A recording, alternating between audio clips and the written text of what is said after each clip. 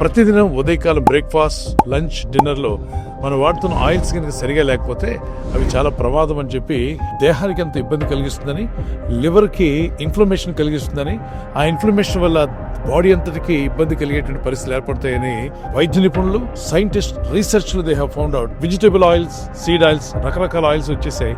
అందులో కొన్ని ఆయిల్స్ మన దేహానికి ఏమాత్రం మంచిది కాదని తెలియపోస్తున్నాం. మేము రిఫైన్డ్ సీడ్ ఆయిల్స్ మీ శరీరంలో మంటను పుట్టించి కణాలను నాశనం చేస్తాము. మమ్మల్ని వాడకండి.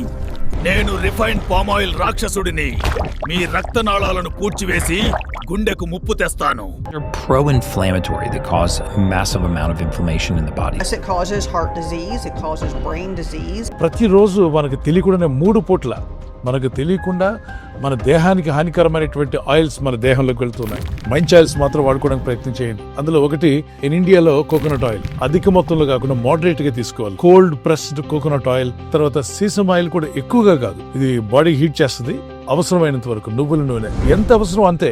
అధికంగా తీసుకుంటే మళ్ళీ అది హీట్ చేసే అవకాశం ఉంది. అలాగే గ్రౌండ్ నట్ ఆయిల్ కూడా 3 days కి ఒకసారి వాడడానికి ప్రయత్నం చేయండి. ఇజ్రాయెల్, మెడిటరేనియన్ ప్రాంతం అంతా కూడా వారు వాడే ఆయిల్స్ ఏంటంటే cold press original olive oil. అటువంటి ఆయిల్ ని ఇలాంటి వాటి మీద మాత్రమే చల్లాలి, స్ప్రింకిల్ చేసుకోవాలి. దాన్ని వండడానికి ప్రయత్నం చేయొద్దు. స్మోక్ పాయింట్ చాలా తక్కువ ఉందని చెప్పి మనం విన్నాం. స్మోక్ పాయింట్ బాగా ఉన్నటువంటిది ఏంటంటే గీ. మన పితరులందరూ వాడుకుంటూ వచ్చినటువంటి నెయ్యిని మీరు వాడుకోవచ్చు. అయితే అధిక మొత్తంలో కాదు, మోడరేట్ గా 1 స్పూన్ చేయగలిగి ఉండాలి. నేను స్వచ్ఛమైన కొబ్బరి నూనెను. మీ మెదడుకు శక్తిని, దేహానికి రక్షణను ఇస్తాను. నన్ను నమ్మండి. నేను ఆలివ్ ఆయిల్ని. మీ రక్తనాళాలను శుభ్రం చేసి గుండెను కాపాడతాను. నేను స్వచ్ఛమైన దేశీ నెయ్యిని. మీ కీళ్లను లూబ్రికేట్ చేసి శరీరానికి బలాన్నిస్తాను. మీరు ఆరోగ్యంగా ఉండాలి, మీ కుటుంబస్తులందరూ ఆరోగ్యంగా ఉండాలని ప్రభు ఇచ్చినటువంటి ఆలోచనలు మేము ముందు పెడుతున్నాం. సరైన ఆయిల్స్ వాడడానికి ప్రయత్నం చేయండి. ఆయిల్ 2 రకాలు, సాచురేటెడ్, అన్సాచురేటెడ్.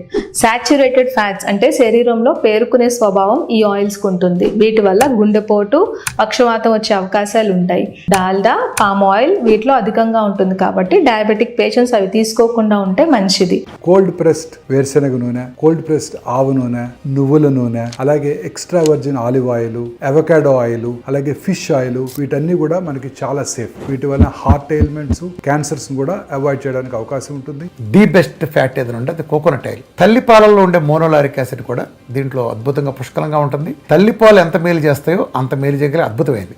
నంబర్ 1 స్థానంలో ఉండే నూనెలలో రారాజు ఏదంటే ఆలివ్ నూనె. సో రిఫైన్డ్ వెజిటేబుల్ ఆయిల్స్ తీసేయడము, అది గానుగ నూనె అవి వాడుకోవచ్చు. కొబ్బరి నూనె కానీ, నల్ల నువ్వుల నూనె కానీ, రైస్ బ్రాన్ కానీ, ఇవి రిఫైన్డ్ కానివి వాడుకోవచ్చు. కుదిరినంత తక్కువ ఆయిల్ వాడుకోవాలి.